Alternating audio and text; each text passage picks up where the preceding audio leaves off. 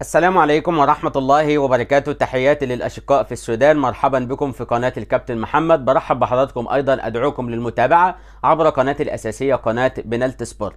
متابعتنا لكرة القدم داخل السودان على مستوى الأندية وعلى مستوى المنتخبات.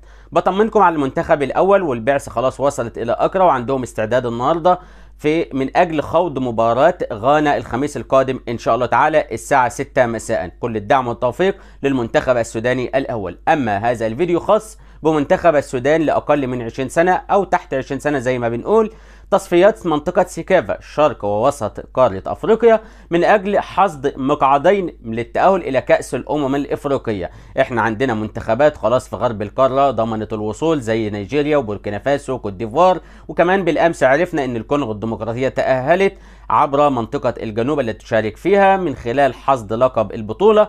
وفلوران إبنجي طلع هنأ منتخب بلده طبعا بالوصول. وهنا نختص بالذكر منطقة الشرق، لأن احنا عارفين أن الشهر القادم هيكون التصفيات الخاصة بمنطقة الشمال. نخص بالذكر في منطقة الشمال مصر، ليبيا، تونس، الجزائر، المغرب. لكن لما نتكلم على منطقة الشرق فتم توزيع التسع منتخبات إلى مجموعتين، هيتأهل الأول والثاني إلى دور نصف النهائي، ومن خلال دور نصف النهائي الفائزين الذين يصلان إلى نهائي البطولة يضمنان مقعدين مباشرين في كأس الأمم الإفريقية تحت 20 سنة 2025، اللي من خلالها هيتأهل 4 يمثلوا قارة أفريقيا في كأس العالم 2025 في تشيلي بإذن الله تعالى.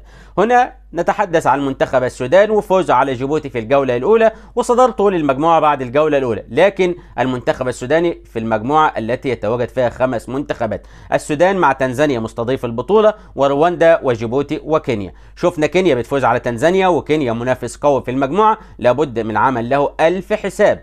تنزانيا مستضيف البطولة لابد من الاستعداد الجيد له، ولكن التحدي القادم للمنتخب السوداني هيكون إن شاء الله تعالى ضد منتخب جيبوتي مع تنزانيا، والسودان هتواجه رواندا. جيبوتي مع تنزانيا هو الظهور الثاني لكل منتخب. غدا بإذن الله تعالى 8 أكتوبر تقام المواجهة، ولكن السودان في مواجهة رواندا هو الظهور الثاني للمنتخب السوداني والظهور الأول لرواندا، لأن ما لعبتش الجولة الأولى، لأن احنا عارفين كل جولة بيكون في منتخب ما عندوش مباراة. موعد المباراتين تنزانيا مع جيبوتي الساعة 4 عصرا، ده بتوقيت مصر، وتوقيت تنزانيا نفس التوقيت. بتوقيت السودان هيكون الساعة 3. أما المواجهة اللي تخصنا السودان مع رواندا الساعة 5 بتوقيت السودان، 6 بتوقيت تنزانيا وهو نفس توقيت القاهرة. يبقى 6 مساء بتوقيت القاهرة، 5 مساء بتوقيت السودان موعد المباراة. يبقى السؤال بقى اللي الكل بيبحث عنه واللي داخل الفيديو ده علشان يطمن هيشاهد الماتش ازاي، اقول لك ان مواجهة السودان ضد رواندا هتشاهدها عبر قناتين: عزام تي في موجودة في يوتيوب، موجودة في فيسبوك، موجودة على قمر عرب سات، وايضا عبر يوتيوب سيكافا.